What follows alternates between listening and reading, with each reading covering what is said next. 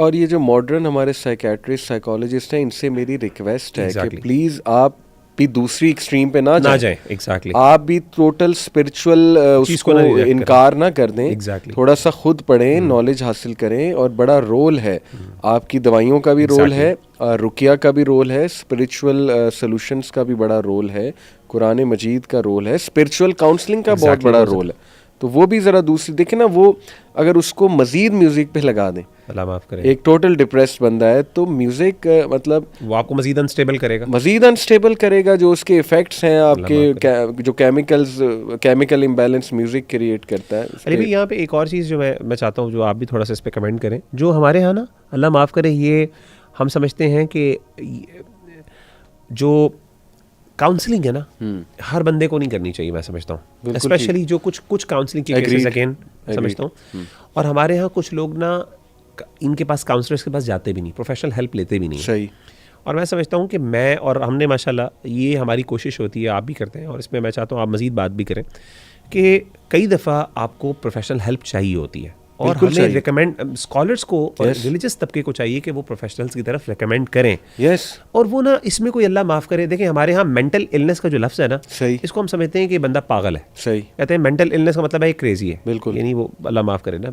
حالانکہ mental illness کا مطلب یہ نہیں ہوتا. مینٹل النس کا مطلب صرف ایموشنل امبیلنس یا پھر جسے کہتے ہیں سائیکولوجیکل ڈسٹربنس یا امبیلنس ہوتا ہے. اور وہ امبیلنس بعض اوقات میں نے بتایا نا کبھی پازیٹیو چیزوں کے بارے میں بھی ہوتا ہے. ایک بندہ ایسے ہی بڑی جیسے طہارت کے بارے میں حساسیت آ گئی, اب اللہ معاف کرے یہ پاگل پن تو نہیں ہے, اس بندے کو صرف یہ وہ حساس ہو گیا اس کے بارے میں, ٹھیک ہے نا. اور بعض اوقات کوئی نیچرل ریزنس بھی ہوتے ہیں اس کے.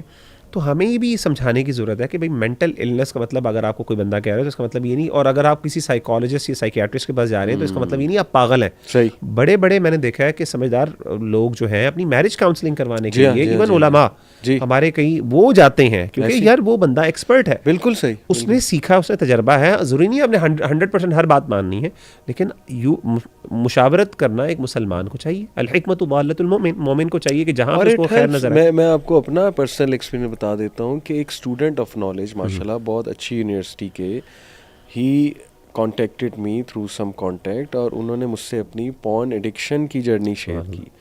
اور میں نے ان کو بلکہ کہا کہ آپ کے پاس تو ماشاءاللہ اتنے بڑے بڑے علماء موجود ہیں, تو آپ ماشاءاللہ کیوں نہیں ان کے پاس, میرا ہی کیوں آپ نے, میرا نمبر کیوں آپ نے لیا. تو اس نے باقاعدہ اس بات کو کہا کہ انہوں نے بھی مجھ سے بات کی ہے, لیکن یہ کہ میں آپ کا پرسپیکٹیو بھی سننا چاہتا ہوں.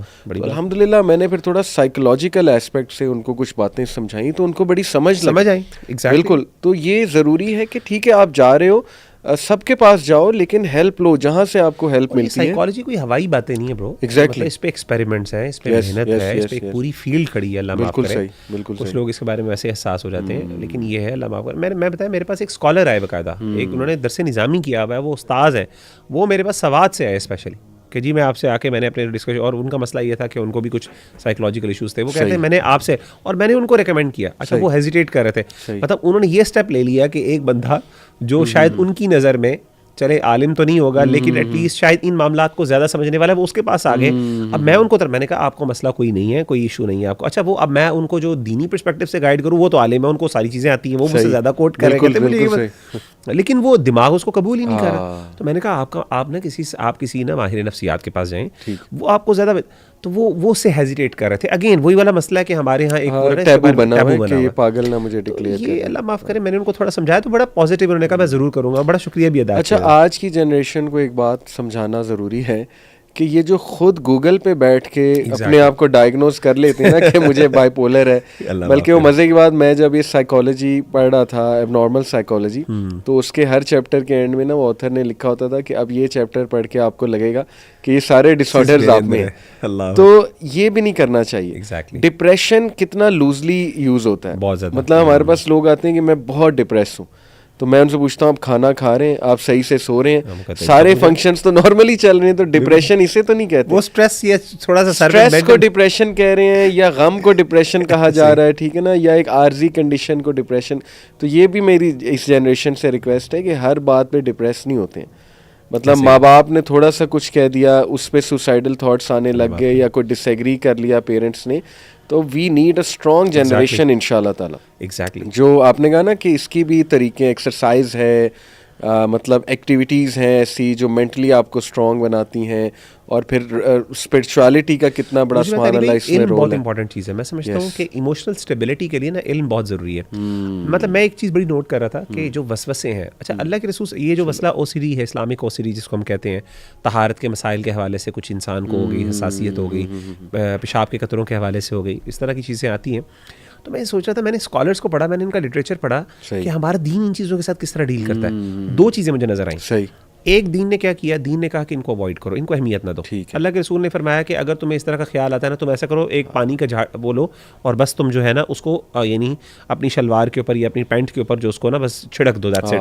اور ایون اس کے بعد جو نکلتا ہے none of your business. بالکل اس کو اب تمہارے نہیں خیال, جیسے شیڈو پہ اسپاٹ لائٹ ڈالتے ہیں گے وہ بڑھتا جائے گا.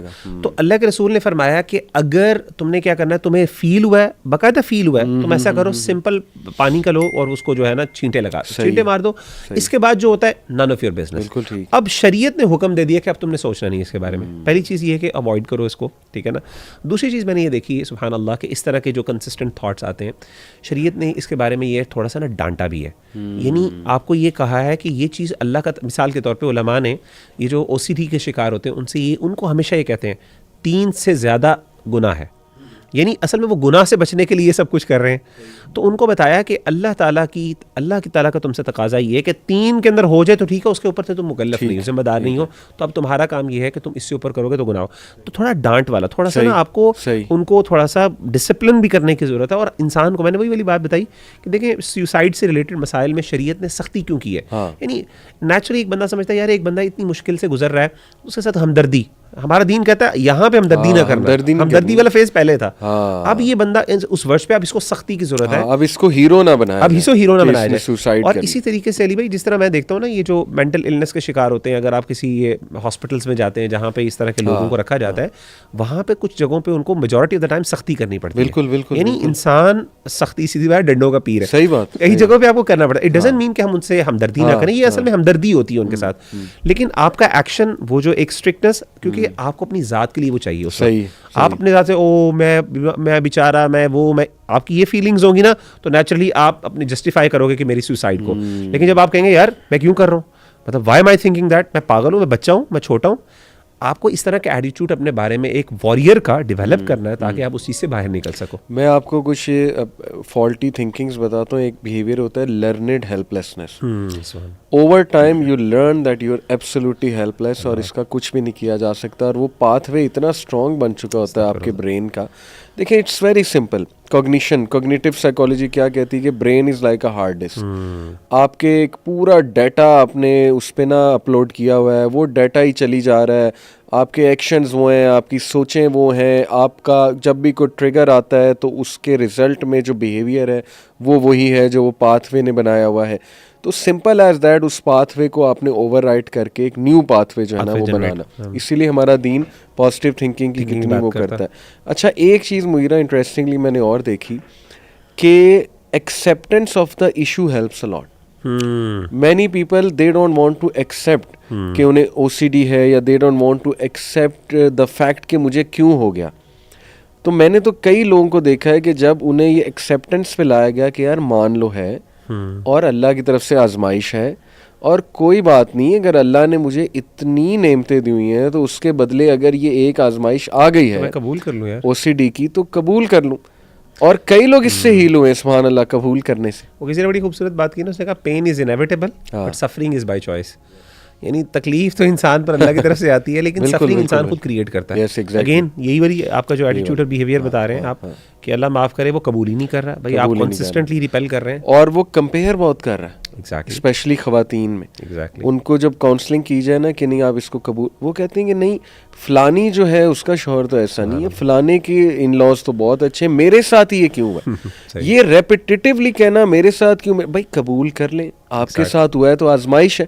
آپ کو کیا پتا اس کی لائف میں کیا آزمائش ہے, وہ تو آپ کو بس اوپر سے نظر آ رہا ہے نا. تو قبول کرنا یہ بڑا جو ہے نا ایک سولوشن. اچھا رول آف اذکار, دعاز, امیزنگ. یہ تو میں نے خود پرسنلی دیکھیں, ہم بھی ایسی اسٹیٹس میں جاتے ہیں یا گئے ہیں پاسٹ میں جو ایک ڈپریشن کی اسٹیٹ ہے, الحمدللہ اس کو حاوی نہیں ہونے دیا.